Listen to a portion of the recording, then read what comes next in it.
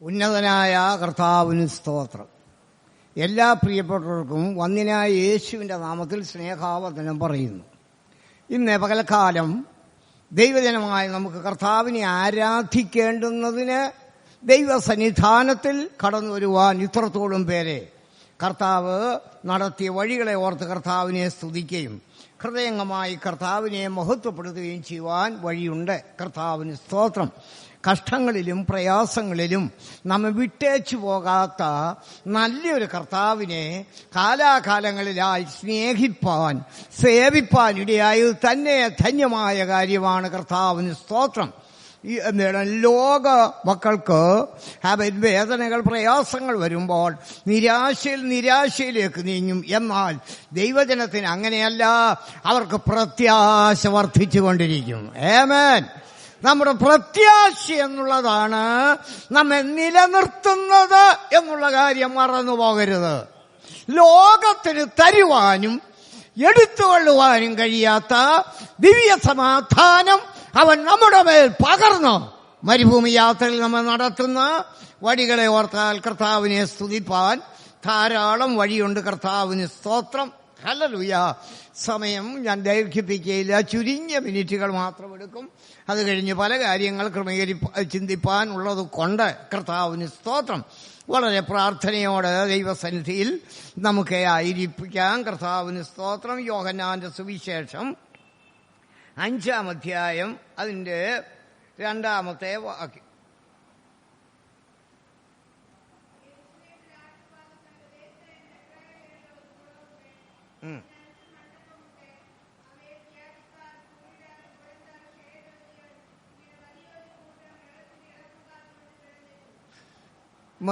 മതി. ഇവിടെ നമുക്ക് കാണുവാൻ കഴിയുന്ന ഒരു പ്രത്യേകത, ബെത്സയിദ എന്ന കുളക്കരയിൽ രോഗത്താൽ ബാധിതരായവര് അവിടെ വിശ്രമിക്കുക. അവരെ വീട്ടുകാര് നാട്ടുകാര് ചുമന്നുകൊണ്ടുവന്നും അല്ലാതെയും അവിടെ കൊണ്ടുവരും.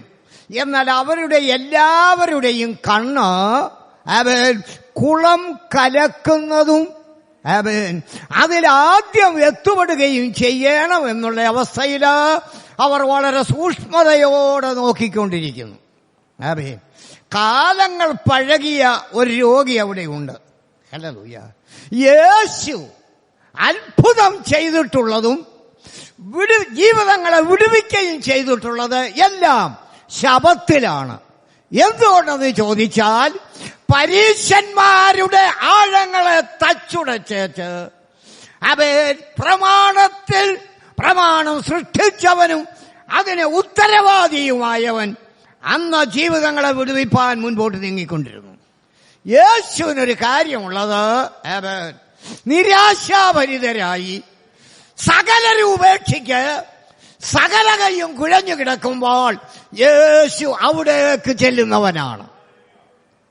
യേശുവിന്റെ പ്രത്യേകത, ആർക്കും വേണ്ടാത്തതിനെ അവന് വേണം. എല്ലാവരും ഉപേക്ഷിച്ചതിന് അവൻ തോളിൽ ചുമക്കുന്ന കർത്താവാണ്. മാനുഷിക സ്വഭാവമല്ല നമ്മുടെ കർത്താവിനുള്ള കാരണം. നമ്മുടെ കർത്താവ് ജീവിതത്തിന്റെ ആഴത്തിൽ ഭൂമിയിലായിരുന്നപ്പോൾ താൻ ചെയ്യേണ്ട കൃത്യങ്ങൾ മുഴുവനും ഒരു ടൈം ടേബിൾ ഉണ്ടാക്കിയ ഇങ്ങോട്ട് വന്നത്. കാര്യമായി സകലതും ക്രമീകരിച്ച് ഇവിടെ വന്നിട്ട് ചെയ്യേണ്ടതൊക്കെ ചെയ്യുവാൻ അവൻ യഥാവിധി ക്രമീകരിക്കുന്നതാണ്. കർത്താവിന് സ്തോത്രം. നമുക്ക് കാണുവാൻ കഴിയുമല്ലോ, മരിക്കാറായ ഒരു കുഞ്ഞിനെ വിടുവിക്കുന്നതിന് 12 വയസ്സുള്ള മകളെ വിടുവിക്കുവാൻ യേശു പോകുവാൻ തുടങ്ങി. മനസ്സോടെ യാത്ര ചെയ്തു പുരുഷാരവും ഒന്നിച്ചു പോയിക്കൊണ്ടിരിക്കുമ്പോൾ ഹല്ലേലൂയ, ഒരു കാര്യം അതിനിടയിൽ തന്റെ കുറിപ്പിനകത്ത് പെട്ടതുണ്ട്. ശിഷ്യന്മാർ പറഞ്ഞു, കർത്താവ്, നമുക്ക് എളുപ്പം അങ്ങ് ചെല്ലണം കൊച്ചു മരിക്കുന്നതിന് മുൻപ്. എന്നാൽ യേശുവിന് അതിലൊരു പ്രത്യേകതയുണ്ട്.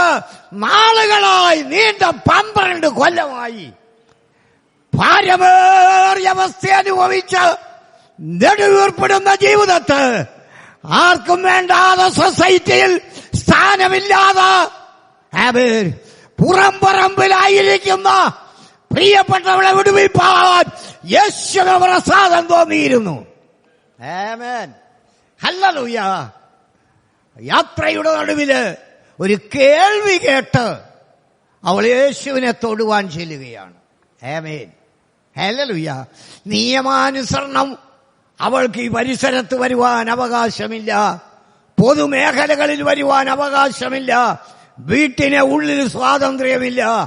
നീണ്ട 12 കൊല്ലമായി കഠിന വ്യാധിയിലായിരിക്കുമ്പോൾ അവളുടെ മുതൽ മുഴുവൻ വിറ്റ് വൈദ്യന്മാർക്ക് കൊടുത്തു. ഏറിയൊരു വേദനയും അനുഭവിച്ച് നിലകൊള്ളുമ്പോൾ അവളൊരു ശബ്ദം കേട്ടു, യേശു വിടുവിക്കുന്നവനാണ്, നസ്രായൻ ഇതുവഴി വരുന്നുണ്ട്, അവനെ എനിക്കൊന്ന് തുണയണം, എനിക്കൊരു വിടുതൽ പ്രാപിക്കണം, എന്റെ കുടുംബത്തില് മറ്റുള്ളവർ എന്നെ നിന്ദിക്കുന്നതിന് ഒരു മാറ്റം ലഭിക്കാൻ ഞാൻ താല്പര്യപ്പെടുന്നു. ആമേൻ.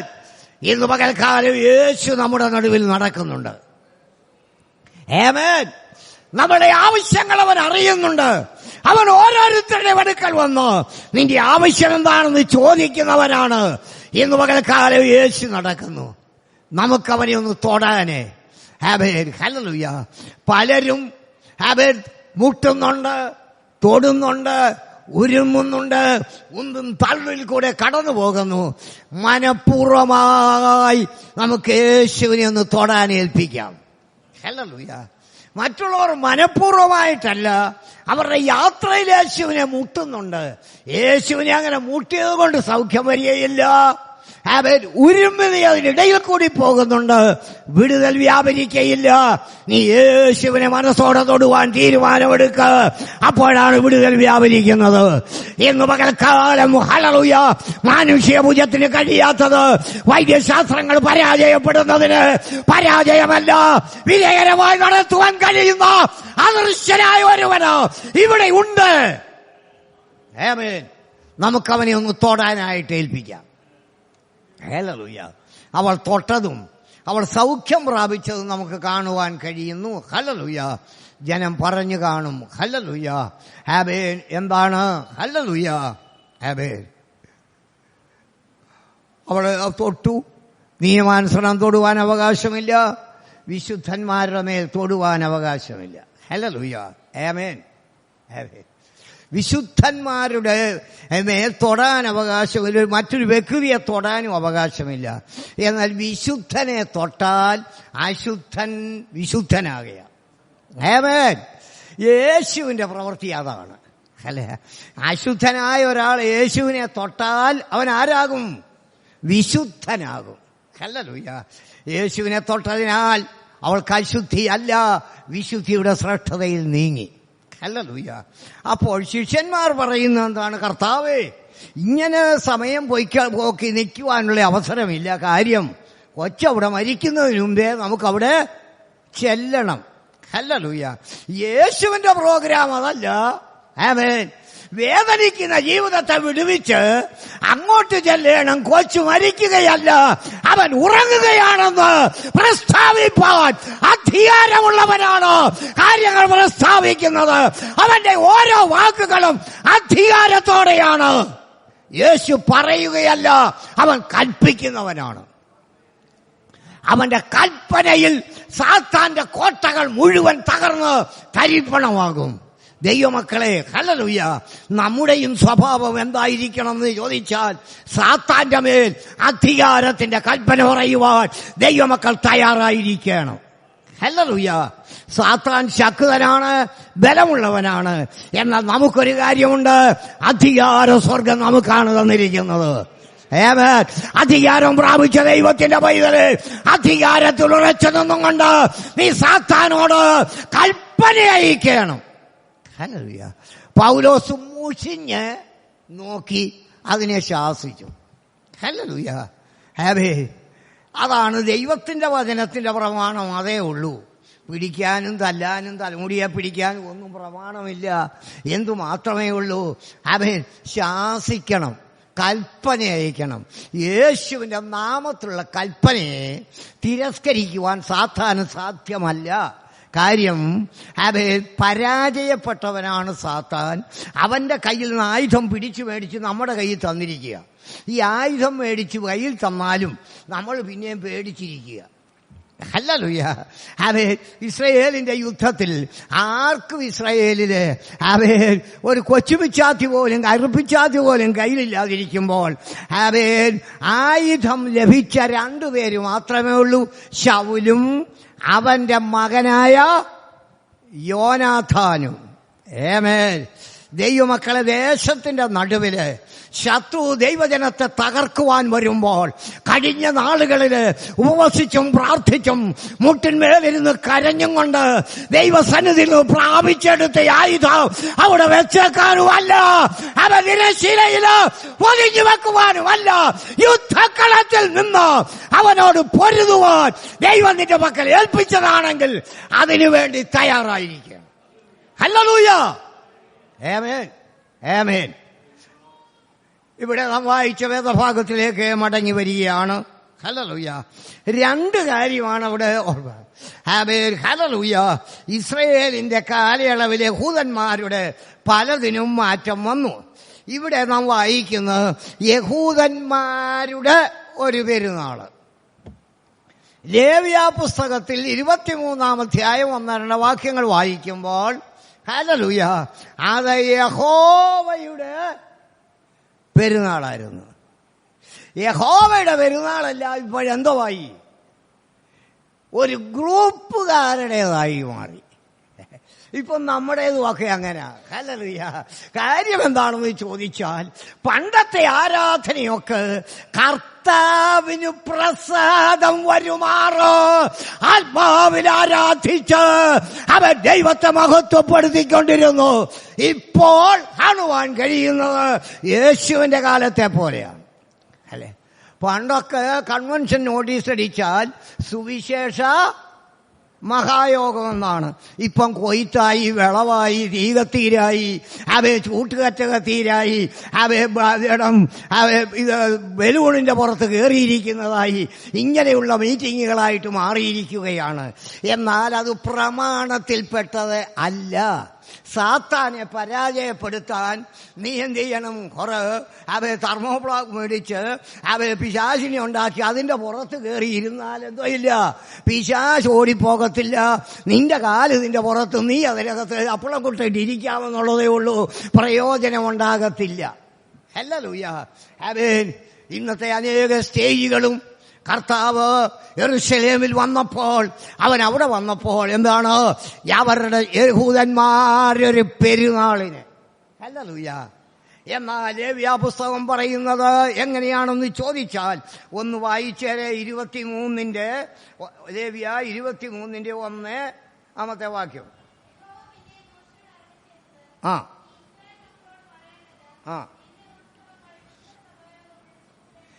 ഉത്സവങ്ങൾ എന്റെ ഉത്സവം. അടുത്തത് നോക്കിയേ. ഹല്ലേലൂയ. നേരെ യോഹന്നാന്റെ സുവിശേഷത്തിലേക്ക് വരാം.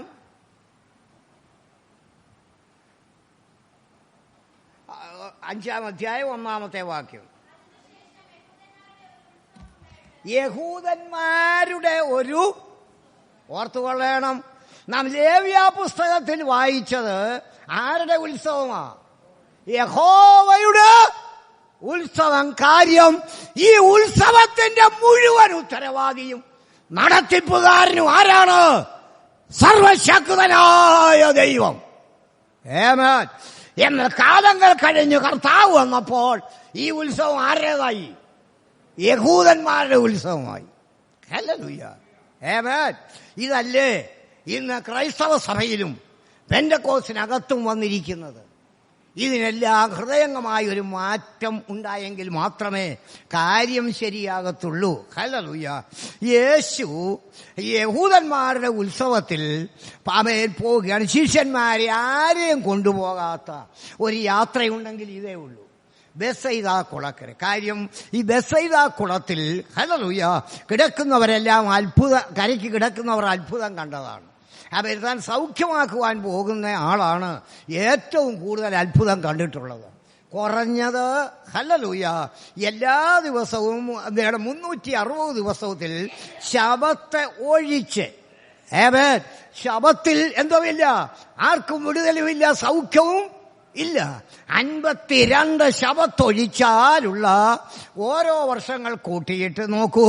38 കൊല്ലമായി ഈ രോഗിയായ പക്ഷപാതക്കാരൻ അവിടെ കിടക്കയാണ്. അവനെപ്പോലെ അത്ഭുതം കണ്ടവരാരും ഇല്ല. ഇന്ന് പകൽക്കാലം ദൈവമക്കളെ, അത്ഭുതം കാണാത്തവരോടല്ല ഞാൻ പറയുന്നത്. കഴിഞ്ഞ നാളുകൾ ദൈവത്തിന്റെ വലിയ വിടുതല് നേരെ മുഖാമുഖമായി കണ്ട് വിടുതൽ പ്രാപിച്ച ദൈവത്തിന്റെ പൈതല് നിനക്ക് സന്തോഷത്തോടെ പറവാൻ കഴിയുമോ? യേശു എന്നെ വിടുവിച്ചതാണ്. കഴിഞ്ഞ നാൾ വിടുവിച്ചു, ഇപ്പോഴും വിടുവിച്ചു, മേലാലും അവൻ വിടുവിക്കും. ഹല്ലേലൂയ. യേശു അവിടേക്ക് ശിഷ്യന്മാരില്ലാതെ തനിയെ പോകുകയാണ്. യേശുവിനെ കണ്ടാട്ട് ആളുകൾക്ക് മനസ്സിലായില്ല. ഹല്ലേലൂയ. നമ്മൾ എപ്പോഴും പറയും യേശു വളരെ തേജോമൻ കോമളനാണെന്നൊക്കെ, ശരിയാണ്. എന്നാൽ യേശു പൊതുജനത്തിന്റെ നടുവിൽ നടന്നാൽ യേശുവിനെ അവർക്ക് തിരിച്ച് അറിയത്തില്ല. അതിന്റെ ഒരു ഭാഗമാണ് ശിഷ്യന്മാരുടെ നടുവിൽ വെച്ച് അവൻ യൂദാച്ചായം ചെയ്തത്. യേശുവിനെ തിരിച്ചറിയണമെങ്കിൽ ഞാനൊരു കാര്യം ചെയ്യാം, അത് കണ്ടാൽ മാത്രം മതി. യേശുവിനെ ചുംബിക്കുക. ഹല്ലേലൂയ. അപ്പോൾ ആളിനെ മനസ്സിലാക്കുമെന്ന് പറഞ്ഞു. യേശു തനിയെ ഈ ഉത്സവത്തിൽ, യഹൂദന്മാരുടെ ഉത്സവത്തിൽ ശബത്ത് ദിവസം പള്ളിയിലേക്ക് ചെന്നു. ബെത്സയിദാ കുളക്കരയിലേക്ക് ചെന്നു. നീണ്ട കൊല്ലമായി അവിടെ ഒരുവൻ കിടക്കുന്നുണ്ട്. അവിടെ വരുന്ന സകല രോഗികളും എന്തുവാ? സൗഖ്യമാകണമെങ്കിൽ ഒരു കാര്യം ചെയ്യണം. ആദ്യം എന്ത് ചെയ്യണം? കുളത്തിലിറങ്ങണം. ആരെങ്കിലും എടുത്തിട്ടാ മതി, ഒരു കുഴപ്പവും വരത്തില്ല, കൈയും കാലും ഓടിയെത്തുമില്ല. ഹല്ലേലൂയ. അവൻ സൗഖ്യത്തോടെ ആയിരിക്കാൻ കഴിയും. എന്നാൽ ഇവൻ 38 കൊല്ലമായി അവിടെ കിടക്കുകയാണ്. അവന് സൗഖ്യം ലഭിക്കുന്നില്ല. യേശു ഈ ഒരൊറ്റ വ്യക്തിയെ ഉദ്ദേശിച്ചാണ് ബെത്സയിദാ കുളക്കരയിലേക്ക് പോയത്. യേശു പലപ്പോഴും ചില ഒറ്റ വ്യക്തികളെ തേടി പോയിട്ടുണ്ട്. അവൻ ശമര്യയിൽ ചെന്നത് ഒരൊറ്റ സ്ത്രീക്ക് വേണ്ടിയാ. ഹല്ലേലൂയ. അവൻ നാളുകളായി പറഞ്ഞുകൊണ്ടിരിക്കുന്ന ഒരു വിഷയമുണ്ട്. മശിയ വരുമ്പോൾ ഞങ്ങളുടെ പ്രശ്നം തീരും. മശിയ വരുമ്പോൾ ഞങ്ങൾക്ക് വിടുതലാണ്, ഞങ്ങളുടെ പ്രശ്നം തീരുകയാണ്. യേശു അതുവഴി കടന്നു ചെന്നു. ഹല്ലേലൂയ. നമുക്ക് കാണുവാൻ കഴിയും. യേശു കടന്നു ചെന്ന് ഒറ്റ വ്യക്തികൾക്ക് വേണ്ടി പലയിടങ്ങളിലും പോയിട്ടുണ്ട്. എരിഹോവിൽ കൂടെ കടന്നു ചെന്ന് ഒരൊറ്റ വ്യക്തിയായ സക്കായിക്ക് വേണ്ടിയാണ് യേശു അവിടെ ചെന്നത്, അത്തിയുടെ കീഴിൽ വരെ ചെന്നത്. ഹല്ലേലൂയ. ഇവിടെ കാണുവാൻ കഴിയുന്നത് യേശു അവിടെ ചെന്ന്, ഹല്ലേലൂയ, ഇവനെ കണ്ടിട്ട് അവനോട് ചോദിക്കുകയാണ്, മനസ്സലിഞ്ഞ് ചോദിച്ചു, നിനക്ക് സൗഖ്യമാകുവാൻ മനസ്സുണ്ടോ? ആമേൻ, ആമേൻ. അവന്റെ പരാതി എന്താണ്? ദൂതൻ കുളം കലക്കുമ്പോൾ എന്നെ കുളത്തിലാക്കുവാൻ ആരുമില്ല, എന്നെ സഹായിപ്പാൻ ആരുമില്ല. ഹല്ലേലൂയ. കാര്യം ശരിയാണ്. ഹല്ലേലൂയ. ഈ 38 കൊല്ലത്തിനും ചില പഴക്കമുണ്ട്. വിടുതൽ പ്രാപിച്ച ജനം മരുഭൂമിയിൽ കൂടി കടന്നു വന്ന് അവർ പർവ്വതത്തിന് ചുറ്റും, ഹല്ലേലൂയ, നടക്കുന്നത് നീണ്ട 38 കൊല്ലമാണ്. ഇറങ്ങിത്തിരിച്ചാലും ഇന്ന് നേരെ പോവുകയല്ല, പിന്നെന്ത് ചെയ്യുക? സെയീർ പർവ്വതത്തിന് ചുറ്റുകയാണ്. 38 കൊല്ലം ഈ സെയീർ പർവ്വതത്തെ ചുറ്റി. കാര്യം, ഈ സെയീർ പർവ്വതം യാക്കോബിന്റെ പർവ്വതമാണ്. അത് പേരുകൊണ്ട് ചേട്ടന്റെ അനിയന്റെയും ഈ പാരമ്പര്യത്തിന്റെ തഴക്കവും പറയുന്ന മല ചുറ്റുന്നതും മതിയാക്ക്, ജനമേ മുൻപോട്ട് പോകുക. ഹല്ലേലൂയ. അവർ അവിടെ ഇങ്ങനെ നീണ്ട 38 കൊല്ലം പഴക്കം ഉണ്ട്. ഈ രോഗിക്കും കൊല്ലം എത്ര പഴക്കമുണ്ട്? 30. കർത്താവിനോട് പറഞ്ഞു കാണും, കർത്താവേ, നീ ജനിക്കുന്നതിന് 5 കൊല്ലത്തിന് മുന്നേ ഞാനിവിടെ കിടക്കാൻ. യേശുവിന്റെ അടുക്കലും പാരമ്പര്യം പറഞ്ഞ് രോഗവിടുതലല്ല, പാരമ്പര്യത്തിൽ നിൽക്കുന്ന സകല പാരമ്പര്യങ്ങളെയും സാത്താന്റെ കോട്ടയുടെ അടിത്തറ വരെ തകർത്തു കളഞ്ഞ് ദൈവജനം മുൻപോട്ട് നീങ്ങേണ്ടിയിരിക്കുന്നു. ആമേൻ. ഹല്ലേലൂയ. ദൈവജനം മുൻപോട്ട് നീങ്ങുമ്പോൾ വിജയത്തിന്റെ കൊടുമുടിയിലെത്തുവാൻ കഴിയും. ഹല്ലേലൂയ. യേശു അവനോട് മനസ്സലിവ് തോന്നിയിട്ട് അവനോട് പറയുകയാണ്, നീ കിടക്കയെടുത്ത് നടക്ക. ശബത്തിൽ കിടക്കയെടുത്ത് നടക്കുവാൻ സാധ്യമല്ല പ്രമാണപ്രകാരം. ഇവൻ കിടക്കയെടുത്തുകൊണ്ട് നടന്നപ്പോൾ പരീശന്മാരുടെ കാര്യം കഴിഞ്ഞൊരു ദിവസം ഞാൻ ഓർപ്പിച്ചതാണ്. ഹല്ലേലൂയ. അവർ നീതിമാന്മാര് എന്ന് കരുതുന്ന ഒറ്റുകാര്. ഹല്ലേലൂയ. മറന്നില്ല. ഹല്ലേലൂയ. നീതിമാന്മാർ എന്ന് കരുതുന്ന ഒറ്റുകാരാ. ഹല്ലേലൂയ. ഈ പരീശന്മാരുടെ ഹല്ലേലൂയ ഇടയിൽ ഹല്ലേലൂയ യേശു അവനോട് എടുത്തുകൊണ്ട് നടക്കുവാൻ പറഞ്ഞു. യേശു അവിടുന്ന് മാറി. ഇവൻ യേശുവിനെ പരിചയമില്ല. അവൻ കൂടെ അവിടെ വന്നവർക്കും യേശുവിനെ പരിചയമില്ല. ശിഷ്യന്മാരുടെ കൂടെ ഉണ്ടായിരുന്നെങ്കിൽ പറഞ്ഞേനെ യേശുവാണെന്ന്. എന്റെയും നിന്റെയും ജീവിതത്തിൽ നിരാശയുടെ ആഴങ്ങളില് വർഷങ്ങളായി പഴക്കത്തിൽ നീ വേദനിച്ച് കഷ്ടതയുടെ കയ്പില് നീ കടന്നുകൂടുന്നു. സഹായിപ്പാൻ ആരുമില്ല. നിന്നോടൊരു നല്ല വാക്ക് പറയുവാൻ ആരുമില്ലാതിരിക്കുമ്പോൾ ഏകനായി നിന്റെ അരിക്കൽ വന്നിട്ട് നിന്റെ പ്രശ്നം ചോദിച്ചിട്ട് അവൻ പരിഹരിപ്പാൻ ശക്തൻ. ആമേൻ. യേശു നമ്മുടെ പ്രശ്നം ചോദിച്ച് നമ്മെ സഹായിപ്പാൻ അവൻ ശക്തൻ. ഈ കർത്താവിന്റെ കരങ്ങളിൽ നമുക്ക് അസമ്പൂർണമായിട്ട് ഏൽപ്പിക്കാം. ഹല്ലേലൂയ. അവൻ സൗഖ്യം പ്രാപിച്ചിരിക്കെ പരീശന്മാരോട് ചോദിച്ചത് എന്താണ്? നിന്നോട് ആര് പറഞ്ഞു ഈ കിടക്ക എടുത്തുകൊണ്ട്? അവൻ പറഞ്ഞതാണ് സന്തോഷം. എന്നെ സൗഖ്യമാക്കിയ ഒരുത്തനുണ്ട്, എന്നെ വിടുവിച്ച ഒരുത്തനുണ്ട്. ഞാൻ 38 കൊല്ലം തിരിഞ്ഞു മറിഞ്ഞു ഇവിടെ കിടന്നിട്ട് എന്നോട് സഹതാപം കാണിപ്പാൻ ആരുമില്ലാതിരുന്നപ്പോൾ ഈ ശബത്തില് എന്നോട് സഹതാപം കാണിച്ച ഒരുത്തനുണ്ട്. അവൻ എന്നോട് പറഞ്ഞു കിടക്കെടുത്ത് നടക്കാൻ. ആമേൻ. ഞാനതുകൊണ്ടാണ് ഈ കിടക്കെടുത്ത് നടക്കുന്നത്. ഹല്ലേലൂയ. ആമേൻ. ആരാണെന്ന് ചോദിച്ചു. അവൻ അറിയില്ല. എന്നാൽ യേശു അപ്പുറത്തേക്ക് മാറിയ ശേഷം ഇവനതുവഴി അവിടെ ചെന്നപ്പോൾ പറഞ്ഞു, ഇനി സൗഖ്യമായല്ലോ, ഇനിയും പാപമൊന്നും ചെയ്യരുത് എന്ന് പറഞ്ഞ് അവനെ പറഞ്ഞ് അയച്ചു. അവൻ നേരെ എന്ത് ചെയ്തു? ഇവരുടെ അടുക്കൽ ചെന്ന് പറഞ്ഞു, എന്നെ സൗഖ്യമാക്കിയത് യേശുവാണ്.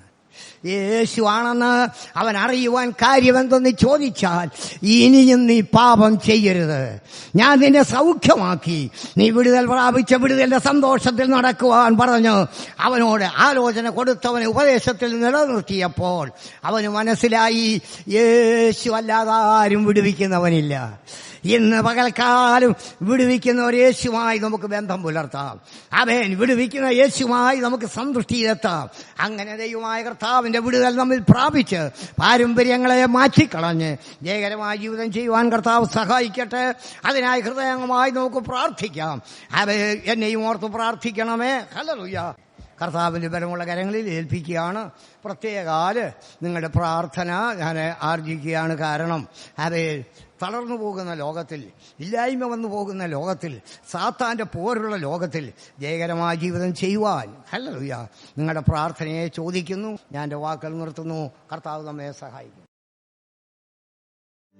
എന്തു നല്ലോർ സാഗി യേശു പാപദുഃഖം വഹിക്കും, എല്ലാം യേശുവോട് ചെന്ന് ചൊല്ലിടുമ്പോൾ താൻ കേൾക്കും.